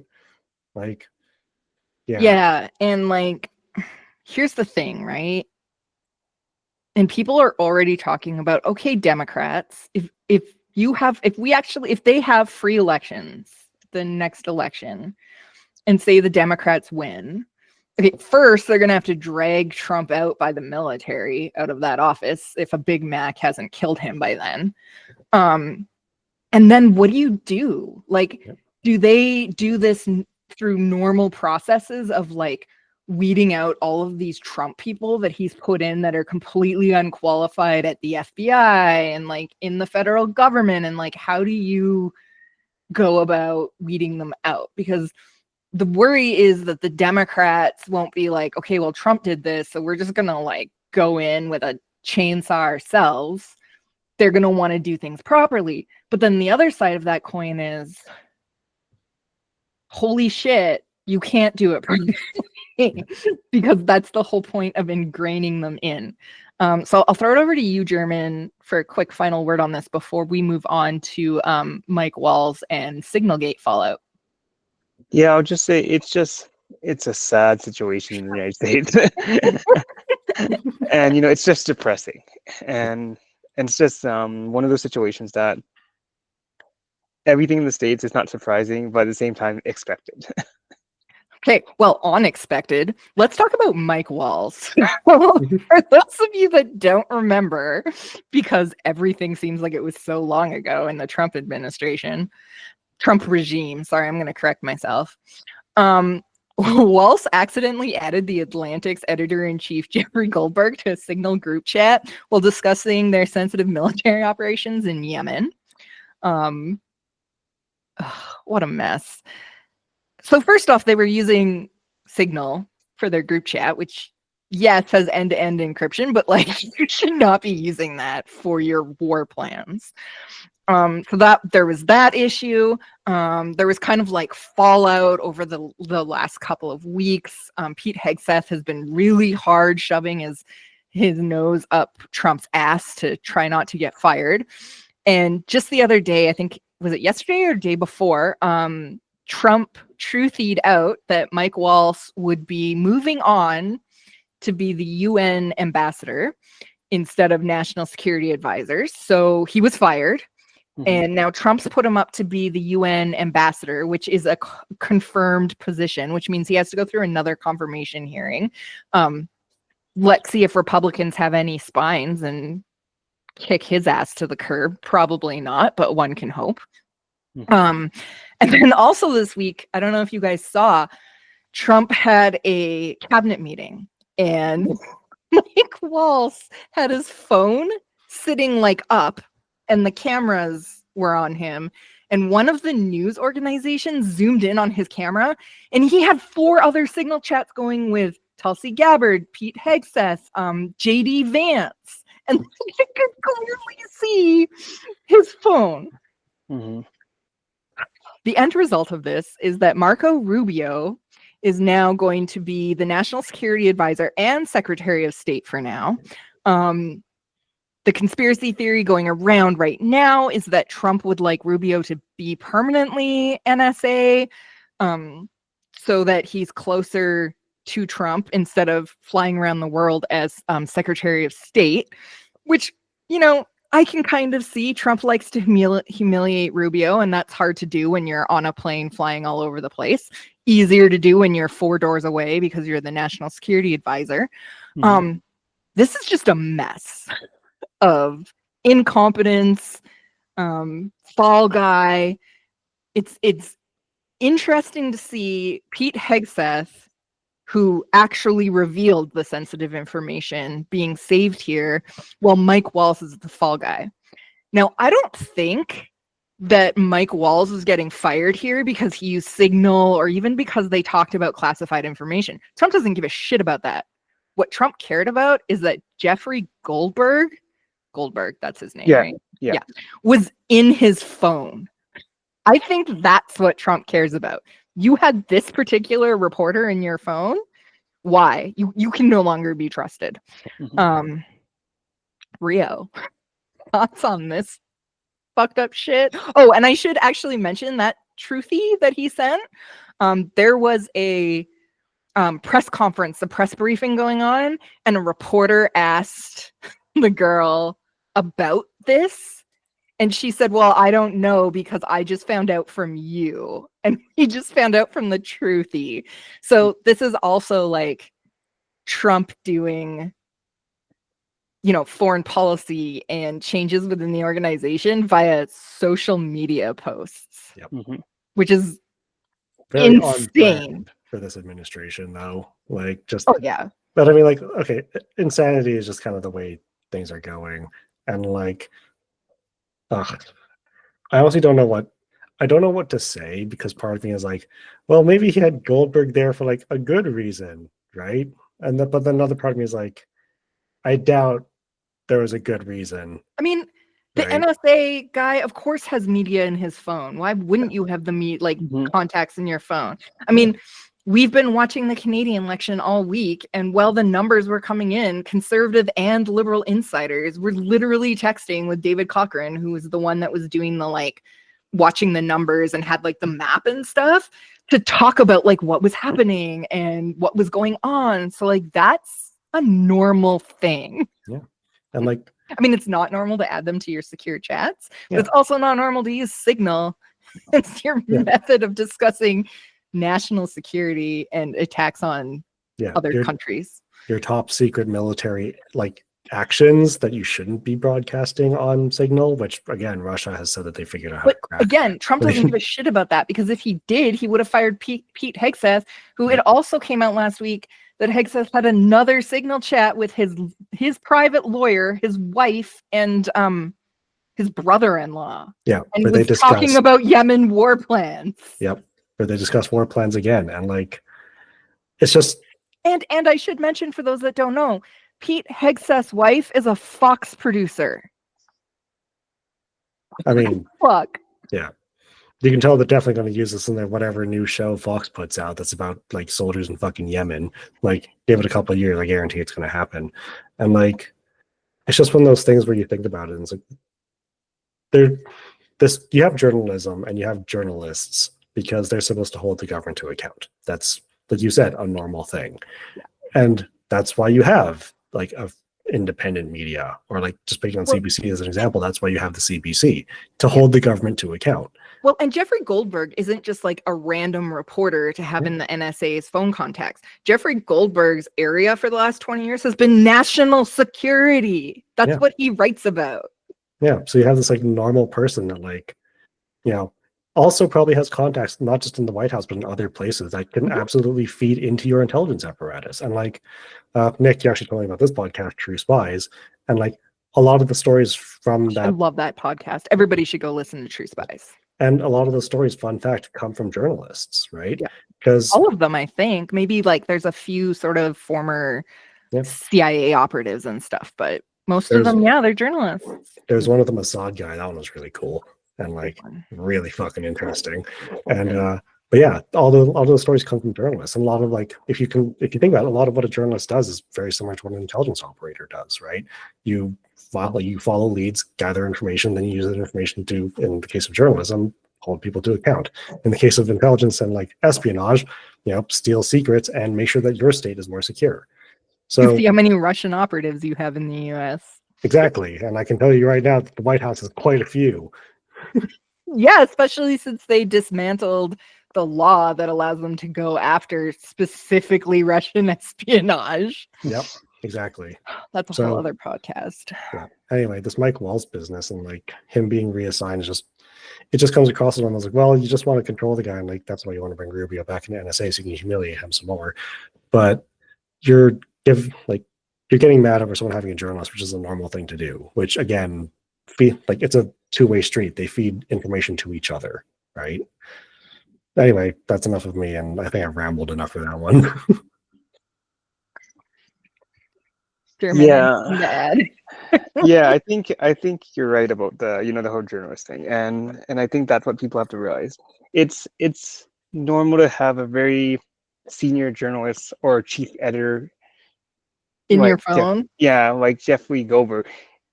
I think the issue more or less is why was he added to the chat? The question. They're stupid. Yeah, and I think that's the issue. It's more that's the issue rather than having someone like Jeffrey Goldberg in your phone. Is the problem. And I think Trump doesn't give a shit about that because Pete Hegseth would be fired if he did. And I know, and the unfortunate part is that he doesn't care. Like he does not care, right? This is a guy that keeps classified files in his bathroom at Mar-a-Lago. Yeah, and so he absolutely doesn't care. I think this shows a similar example to that whole classified document situation that he had, that was trying to get charged for, right? And so like he really doesn't care. I don't think the issue is having Jeffrey Goldberg in his chat is the problem. Like in his phone. Yeah, in his phone, right? That's not the issue. It's the fact that he was doing these stupid things is the problem. It's the insane incompetence of these people. Yeah, using Signal, thank God Jeffrey Goldberg was the journalist added, and he knew enough to shut the fuck up until after this happened. Yeah, and I think Jeffrey did a good job with bringing it out to the public. It just shows the lack of Well, he wasn't even going to release the chats. The only reason he ended up releasing a redacted version of the chats was because the Trump regime kept saying there was no sensitive information. So finally, the Atlantic decided, fuck it, we're going to release exactly what was said where we can. They didn't release. So I guess also in that Signal chat, they revealed names of overseas CIA operatives. Yep. On Signal, which and one of them, I think it was Mike Waltz, was in Russia at the time. Yep. So you don't think that phone was hacked and they got into Signal? This was also, keep in mind, within the last 3 months, there's been reporting about how the Russians have cracked Signal's end-to-end encryption, and you're still using Signal. This is just, every time I turn around, I just feel like the Trump regime is showing just how incompetent these people are. But Pod Save brought up a really good point, because there is something called the I'm going to mess up the exact name, but it's basically the Presidential Transparency Act in the U.S., where all of these kinds of conversations, there basically needs to be a paper trail so that later they can be reviewed, right? They're record of public. Signal basically allows them to get around that act, right? So not only do you have this incompetence, adding a journalist to this, you also have this very intentional sidestepping of the law and of government transparency, because of course we do. Yeah. And here's the last thing, and then I'll let you talk, German. One of the things that was talked about on the Bulwark this week is we need to remember that the Supreme Court did grant Trump, or the President of the United States, immunity within if he's doing it as an official act of the presidency, right? Murdering Osama bin Laden as an example. But they had George Conway, I think it was, talking about how a lot of the acts that Trump's doing are not official acts of the president. And so it's going to be really interesting once the Democrats come back into power. If Trump is still alive by the time they manage to and I only say that because the guy's 80, guys. if he's still alive and around at the end of an investigation to actually be arrested, right? Because he's 80, so he may live to be like 90 or 95, like Biden's on his way to being. But we could see like these investigations happen to these people, which is a whole other thing. But German, go ahead. Yeah, I think you covered a lot of things there. Like you said, it's the lack of incompetence and it's the lack of disregard for the rules and the laws and the federal transparency stuff, right? So I think at the end of the day, am I surprised? Not at all. I'm not surprised. That's what you get with a guy like Trump, right? And he's been like that for years, right? He doesn't care. He absolutely doesn't care about security. He doesn't care about the rules, the laws, whatever you want to call it, and he doesn't care about anything like that. Even if he made a mistake, he doesn't care. We've seen that from the beginning. So, like, it's sad to say the least, but at the same time, it's not surprising, and it's something that the United States has to grapple with because it's going to really affect their democracy and their sense of what's going on down in the States, right? So, it's the problem. It's like, and it's a big problem going forward for the rest of the world as well. So, and we have to be very careful in Canada as well. Well, with our own national security, Rio and I have talked about this before too, right? Like, I wrote an article last month about how the Five Eyes should become the Four Eyes and turf the U.S. out of that. And there are conversations about how that is happening to some extent. The U.S. currently isn't getting Russian in UK intelligence on Russia because they're worried it's going to end up back to Putin, because of course it will. Well, we already know Trump admires Putin anyway, like secretly and publicly, right? So, like, we already know that he loves dictatorships and he loves people like that because that's power. He loves the power. Look at what's going on for his birthday. He's having this huge military parade and everything. I know that's a totally another debate, but he's having a huge military parade and it's one of the biggest ever. Like, he wants to be how much money is that going to cost the American people? To be as king or hailed as the dictator, right? Or whatever you want to call this man. Right. So it's not surprising. Like, everything he does is not surprising. And everything he's and the lack of incompetence he has is not surprising. We've seen it in his own business dealings going forward and in the past. Like, you saw how many companies he went bankrupt and he thinks they were the best, right? So he really doesn't know and doesn't care, and he can't even comprehend either. So no. And the thing is, the American public also doesn't give a shit. But let's talk about the mistake Trump has made that might make the American public give a shit. And we already saw this with the Wall Street Journal, who was talking about how Trump should be impeached because what he's doing to the economy globally as well as domestically in the United States. So let's talk tariffs. This is the last section, and there's sort of two parts to this. First is China. So as we know, Trump has put tariffs on Chinese goods at 145%. That's crazy. I just actually was watching a gaming podcast this week, and the guy that runs it was talking about some like chip he needed. He's very into like taking old Game Boys apart and things like that. And he was talking about how he was ordering like 20 of some chip or something electronics. Anyway, the point of the story is that when he first put it in his Amazon cart or wherever he was looking to buy this, it was for 20 of these pieces of equipment he needed, it was $50 USD. He tried to get them recently, $300, and like 250 of that was fucking tariffs. So he was losing his mind at the beginning of his podcast.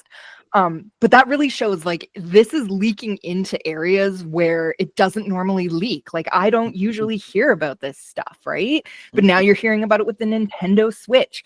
Xbox just announced that they're putting their Xbox up 27% globally to try to deal with these tariffs.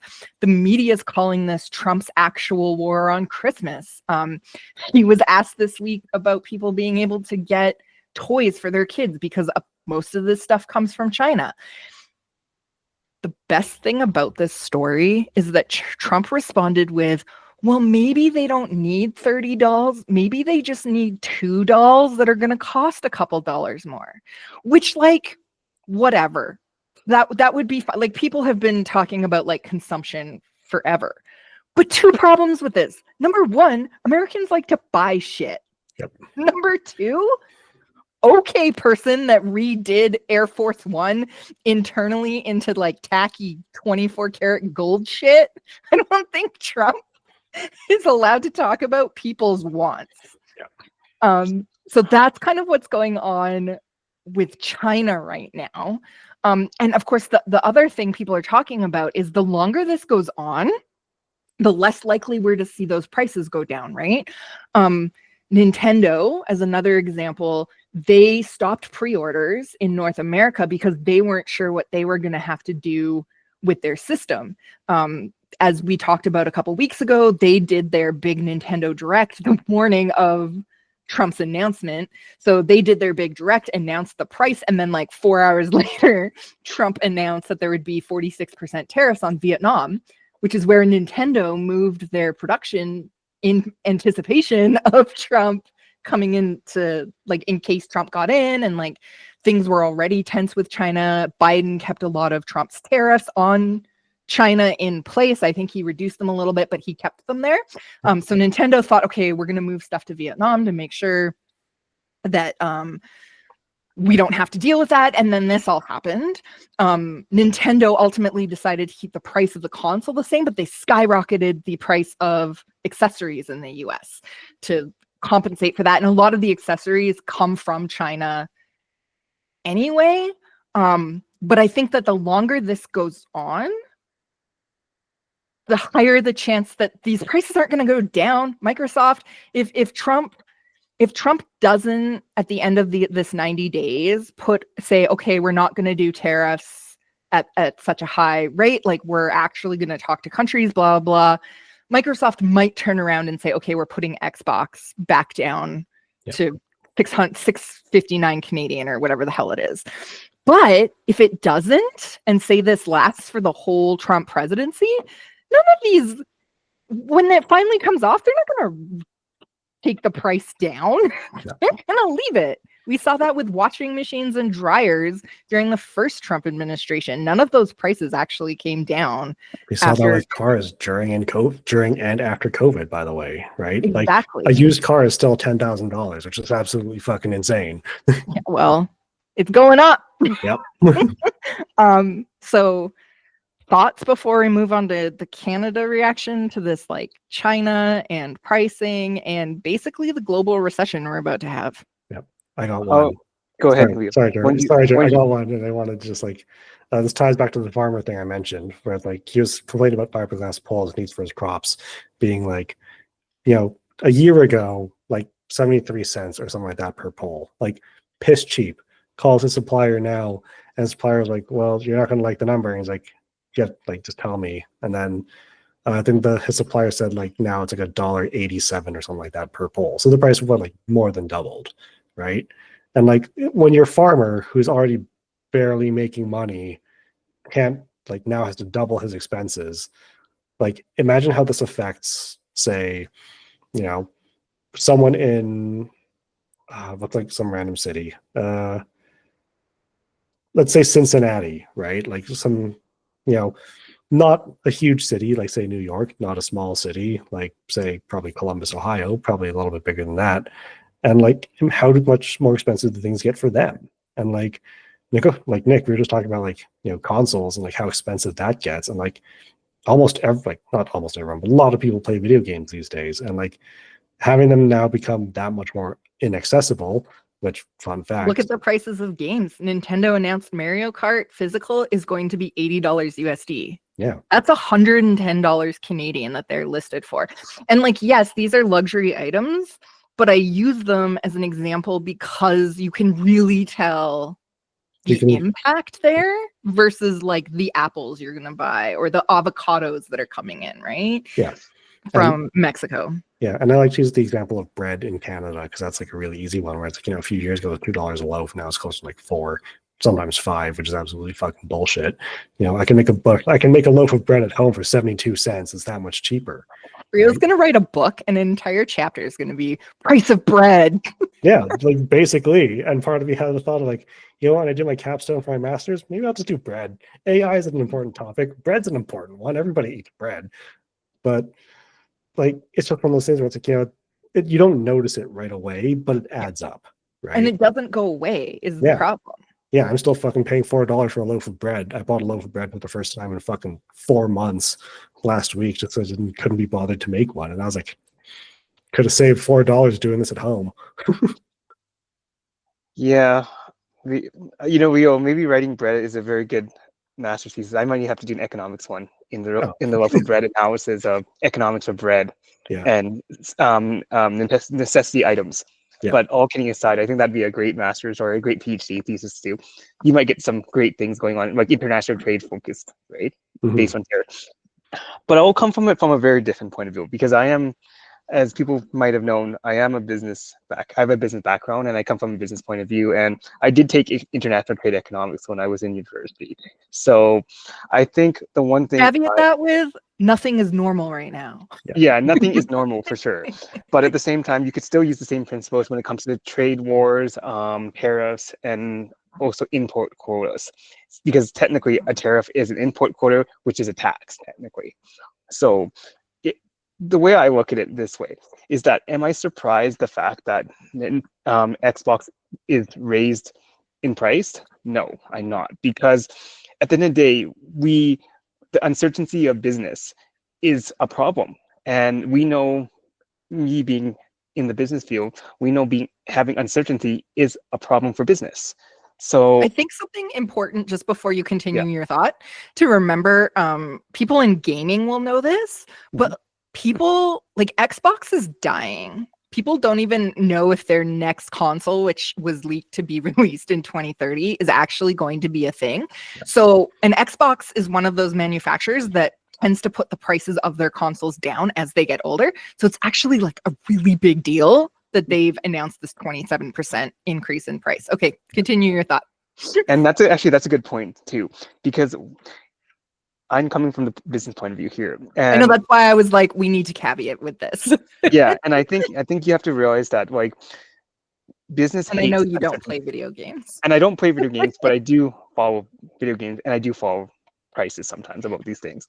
But at the same time, like business hates uncertainty of any type, and so I think we need to understand that part, because when business doesn't like uncertainty, it creates problems for the business. And when business doesn't know whether tariffs are going up, tariffs are going down, what's being tariffed, whatever, it creates a bit of problem for the stability of their business. And that is an economic condition, an external economic condition, which is problem now. And I think by raising these prices on these things, I think right now they're trying to curb it just in case it goes down, just because it goes up, because they really don't know what's going to happen with Trump. Yeah, and it's not even so much about how much the tariff is, it's about like the ability to account for it, because nobody knows what the fuck he's going to do. Exactly. I think that's the problem we're seeing here, is that it's not necessary. Yeah, the tariff amount is important to know, but it's not what's going on here. I think people have to understand that business hates uncertainty, and that's happening right now. If the tariff goes up 125%, they can recuperate that money back because of the fact they raised prices. But they can account for that by knowing that this is the tariff it's going to be. Yeah, like if Trump had said, they were talking about this on, I don't know, some podcast this week. If Trump had just come in and said, okay, everybody's going to be having 10% tariffs, that's starting February 1st, all of you fuck off. It would have been fine. Like it would have sucked, especially for like places like Canada, but we would have seen a lesser impact. Yeah, in the long run. And I think that's what people have to realize is that it's not surprising by any means. It's very common business practice to create certainty. It's called hedging, they call it in business, is to hedge your bets. And so right now they're hedging it that you raise these prices 27% because they feel like that's a good medium line. And even though it might go down or up, it actually creates that buffer for them, so then they can deal with the uncertainty. And so they're betting on Trump being insane. Yeah, and they're betting on that, right? And so I think people have to realize, and the problem with business, once they raise the prices, do you really think they want to go back to having lower profits and lower returns for their shareholders? I definitely wouldn't. If I invested in Microsoft, would I want to have lower shareholder value? No, so they're not going to lower those prices. They're going to keep them up there. Which is hilarious because Microsoft is one of the only companies that isn't seeing a decrease in stocks right now because they're kind of insulated because of their global business, which was also a thing I learned about on a financial podcast this week. But you also have to realize that on top of that, if the prices go up and salaries don't go up, that means people can't even afford those things. Yeah. Because that's the problem, is that they're not paying workers more.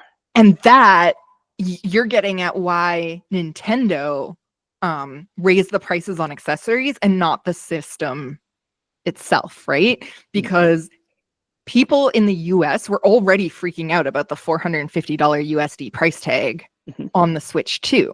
And the Switch 2, this whole Switch thing, without getting like too deep in the weeds here, is a handheld system. So you have a lot of families, say you have like 2 kids in the family and they're gamers. Chances are you've bought both of those kids a Switch Lite. If you're a parent of those kids who's also a gamer, maybe you have a regular Switch. So that's 3 Switch systems in the house. Like Nintendo has done something very unique with their gaming consoles over the last 10 years in that a lot of people have multiples of them in their house. And so there is something to be, there's something to be said for this idea of like, yes, we want to make profit, but like, how far do you go up? Like the Switch 2 is $700 Canadian with the Mario Kart bundled in. But then you also need, if you say you have like 2 kids and they both want to play Mario Kart at the same time against each other, right now, both of those kids need a copy of Mario Kart, or you have to be savvy enough to get around those safeties that Nintendo. So like, it's just like more money and more money and more money. And at what point do families go, nobody can afford fun? Yeah. But at the same time, you have to realize that at the end of the day, the accessory is where the company earns the money on. Like once you buy the system, you have that system technically for life. Like look at the prime example of iPhone. If your cord frays and it grows garbage, people will spend more money on buying an iPhone cord than they'll buy the iPhone. And so those things also cost less to manufacture. And so you can upsell those things, additional items, and people are more willing to buy those as a result of those things. Yeah, I mean, in the gaming world, like places like Nintendo, they're very savvy, right? They released their mid-gen system, right? Like they released the OLED, so everybody got an OLED. They released the Switch Lite, so everybody got Switch Lites. They like to release special edition Switches. So like, I'm not Zelda one.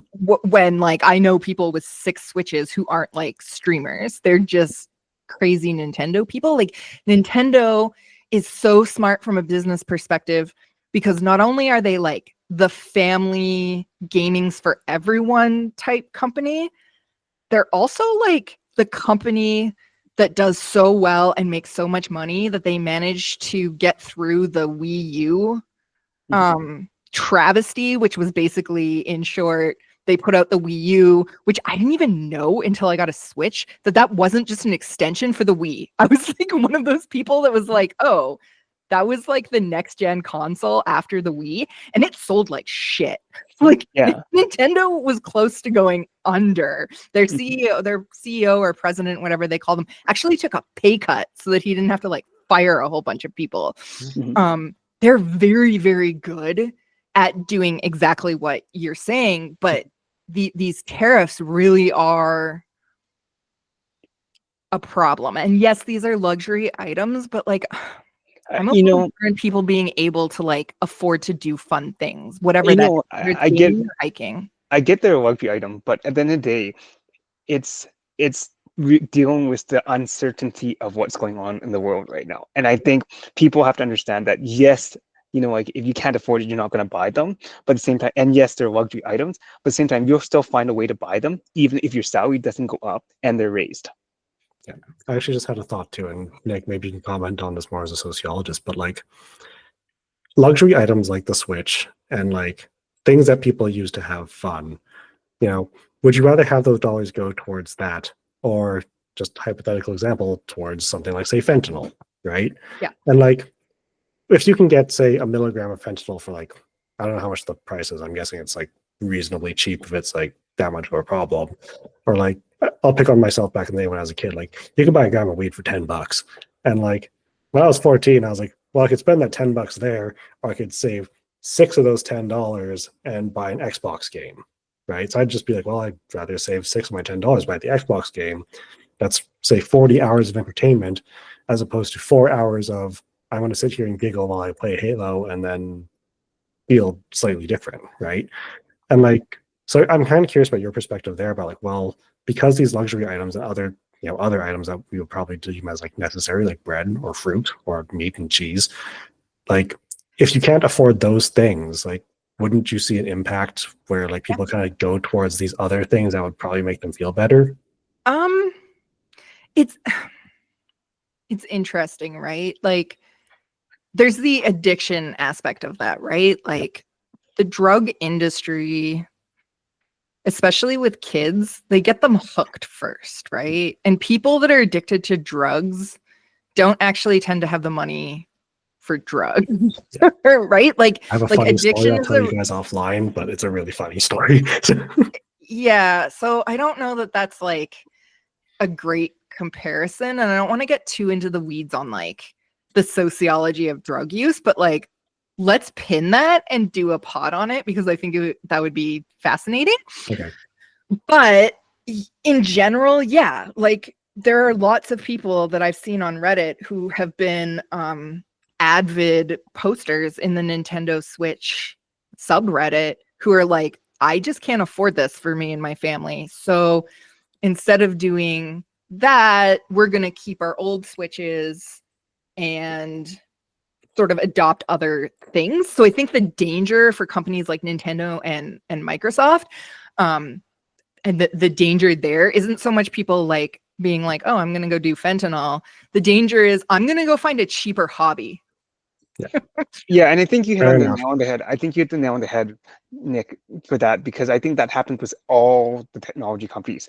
Because at a certain point, technology hits a certain lifestyle and a certain plateau, and it becomes that, you know, dying industry. We look at the prime example like BlackBerry and RIM in motion. Apple is struggling to even make sales past, you know, for their new phone. So you see these tech companies mature in their life cycle, and that's why they have to constantly bring these new products and these new accessories out. Because if they gave us all the stuff we wanted on an iPhone, would we buy a new iPhone? No, right?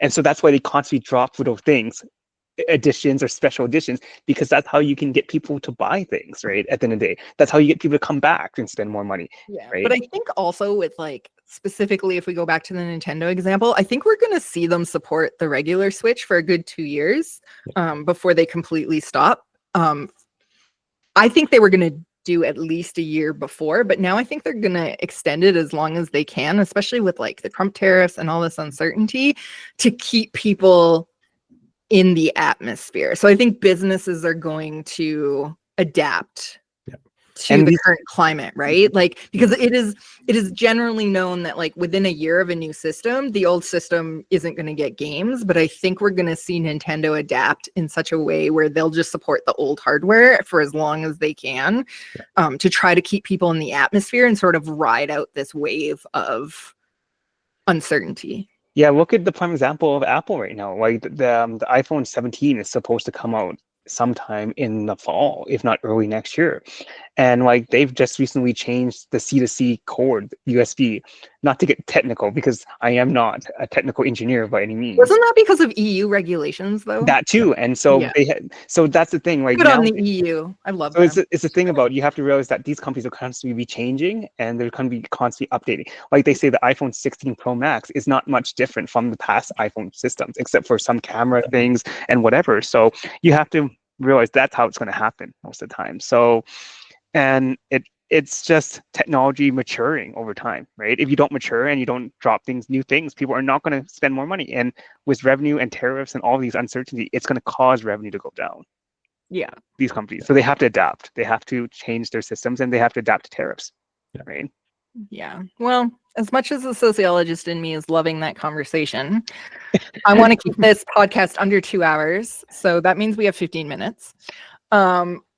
So I want to quickly talk about U.S.-Canada relations in terms of tariffs. So we're not going to go too deep into this because German and I are we filming Wednesday?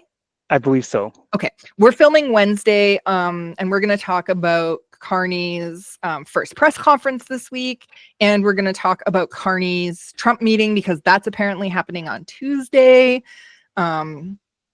But in short, Mark Carney gave his first press conference yesterday or day before? Day before. Day before.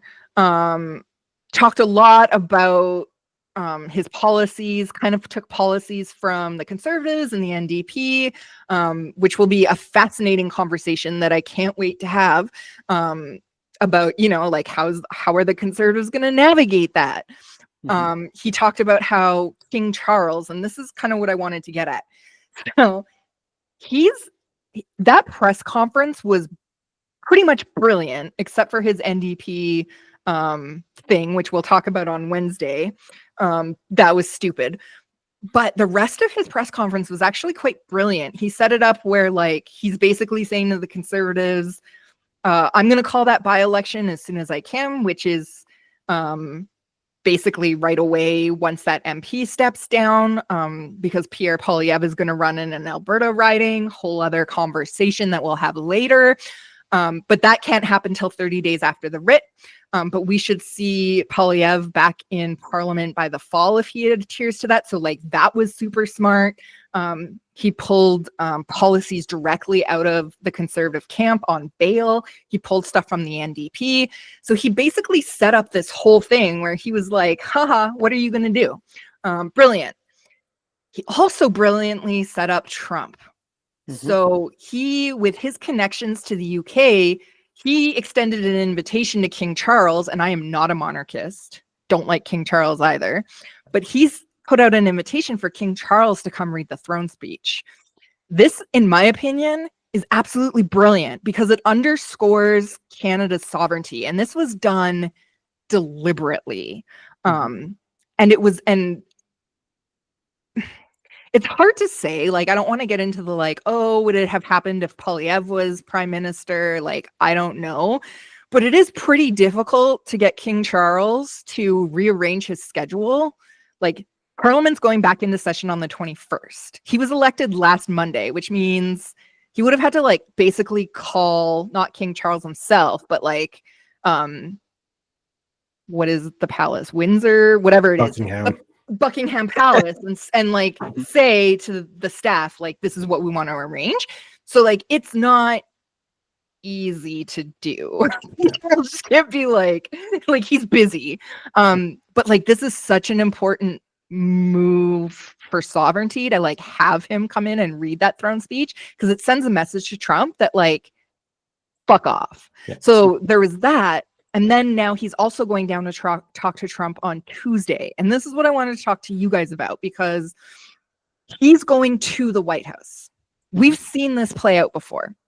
When Trudeau first met Trump, they had that like handshake. And I know this sounds like minimal maybe to people, but as a sociologist, like this shit matters with people like Trump. They had like that fight over the handshake and ultimately like Trudeau didn't move his feet and didn't allow himself to be like pulled towards Trump. We saw what happened with Zelensky in the White House. They basically flanked him. And believe it or not, like these are things that Carney's staff are going to be like talking about and trying to like mitigate and try to make sure that there's like the least possibility. So I guess my question is, what do you guys think has to happen here? What has to happen in the conversation? Do you think that we're going to see a repeat of Zelensky or like a try? Like, are we suddenly going to see, Trump on the couch and Mark Carney on a couch with like Rubio behind him and JD on the other side, right? This stuff matters. So what do you think that Carney has to like do? How's this going to work? What do you foresee? Jeremy, you go first. Okay. I'm optimistic that it will be significantly better than the one with Ukraine. So I don't think we're going to have the same repeated. Is there going to be insults and whatever and criticism? Yeah, there definitely will be some.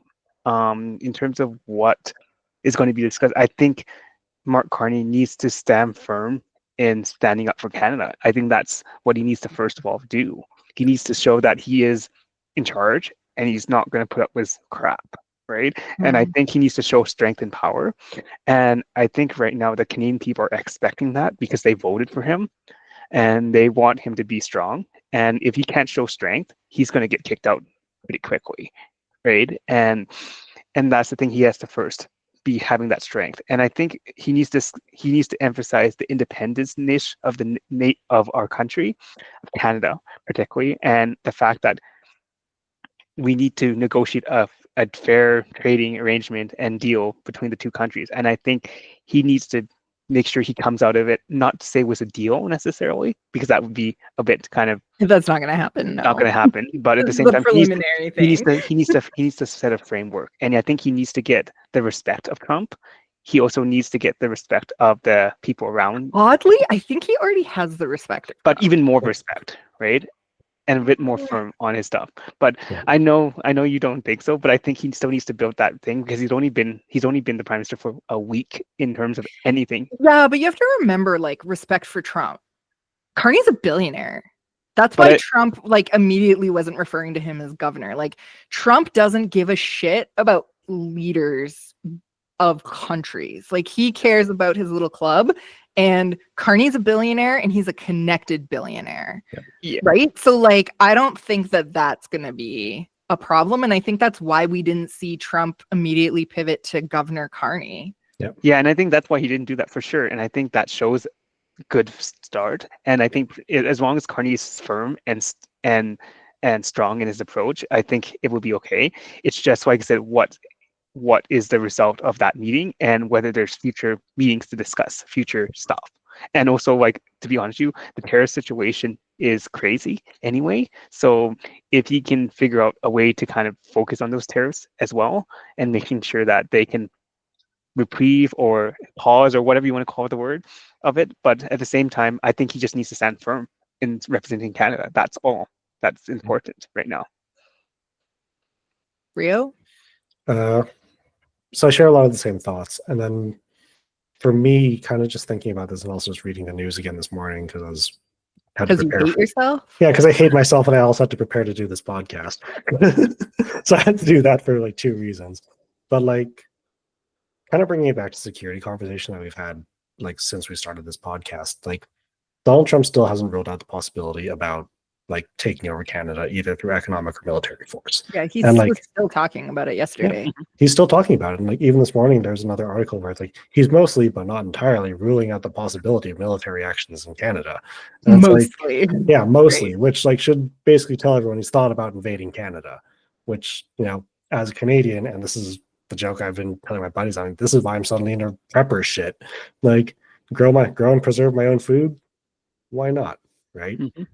And like I think for Carney on that side of things where like, you know, Nick, you're right, he's a billionaire, so all of a sudden like Donald Trump has more respect for Carney just because of that fact and because he cares about his little club and keeping it exclusive and making sure that it caters to his buddies, right?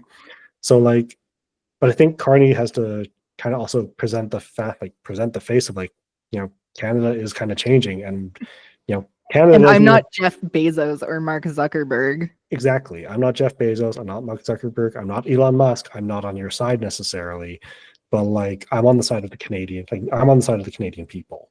And like German, you're right. That's the image he needs to project because that's what people want to see from their leader. And like, you know, back to the conversation about uncertainty earlier, businesses hate uncertainty, but so do people.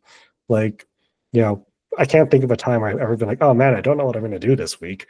Like, can't wait to see what happens on Tuesday, right? But we like building that certainty is also what made the world so secure for such a long period of time, right? Because there was that certainty of like, well, NATO is a thing. If Russia invades the European Union, all of a sudden the United States will be on the doorstep, like be right there. And like they do logistics drills even to this day. Probably not accurate, but they did logistics drills as recently as Biden, right? And like I think Canada now is to also present that fact of like, well, you know, you're talking about this and like, but you know, I'm here and I have other billionaire buddies here who would probably really hate that, which is probably one way to get around to Donald Trump too, right? Yeah, and it's really interesting you bring that up because Carney's been on this push to, like, he said multiple times now, if the US isn't willing to stay in the role that it created, Canada will step in, which I think is really interesting. And we can have like a whole conversation later about, like, not today, but like at a later date, about whether or not we think that that's something that Canada would be capable of doing. But it is a really interesting prospect because the US has benefited greatly from their global security patrol, if we want to call that, right? Like, they're the reserve currency. People park their money there.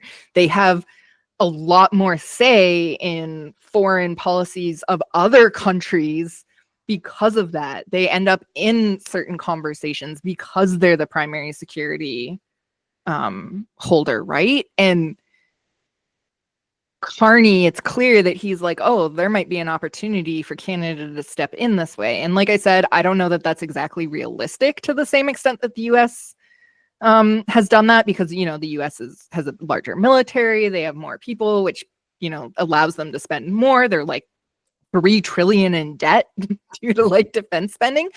But nonetheless, it's projecting a certain image, right? That that Carney wants to project and take advantage of, quite frankly. Like, I think he sees as more of an opportunity than anything else from an economic perspective. Last words, German? Yep. No here. Rio? No, I think that's a pretty accurate summation. Yeah. And especially just considering, like, this is actually, it's really interesting because I kind of do hope that, like, in some way Canada can fill that void. Like, and this is just it's a weird fantasy in the sense of, like, imagine the Canadian dollar becoming the global reserve currency somehow. Like, it wouldn't suck. Yeah, it wouldn't suck. It'd be pretty freaking cool. But, like, you're also right that the United States has had so much influence on foreign policy around the world for such a long period of time that all of a sudden they don't have that, right? They're giving it up for a more isolationist policy. And, like, if you consider, makes sense. Yeah, and then if you consider, like, I'll pick on the Philippines as an example because, like, I'm Filipino, and, like, you know, being, like, my partner being Filipino as well, and her whole family being recently from the Philippines, I hear about this stuff a lot. Like, the Philippines is one of those things where it's like, well, could this be the new tiger in Asia, right? And it's like, you know, it's a possibility. And then what if Canada could build that relationship with that country, right? What if there could be a better connection, you know, where Canada fills the void of the United States a little bit, and, like, you know, maybe it doesn't offer security guarantees, but like a trade guarantee or like something like that, that makes it easier for the Philippines and Canada to cooperate, which, you know, if the Philippines does end up becoming, say, the next South Korea, just weird, like, you know, long shot, I'll absolutely clarify, like, I'm not saying that's going to happen. I'm just hopeful. Yeah, I'm hopeful, and, like, I read articles about this, and, like, it's not even just me. I've literally read economic papers from the OECD about this, and it's like, if it did happen and Canada was, like, basically in on the ground floor, that's a huge deal, right? So, like, and then the other thing too is, like, Canada is already shoring up its connections with the EU and, like, both economic and now considering a military alliance, right?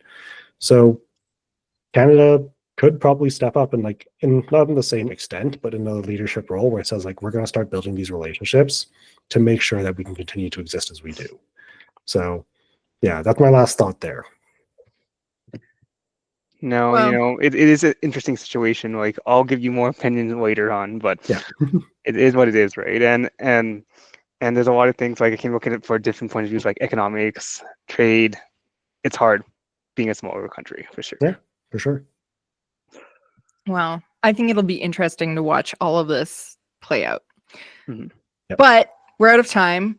It's 3:14, which means we are exactly 2 hours. Well so done. I think we're going to leave it there. German and I will be recording on Wednesday. You'll be hearing this podcast. Well, I'm going to put it up for, what day is it? Sunday? So it'll go up tomorrow night. German and I will record Wednesday, and we'll have the Canadian one out for you sometime on Thursday. Until then, we'll talk to you later. Bye. Bye, everyone.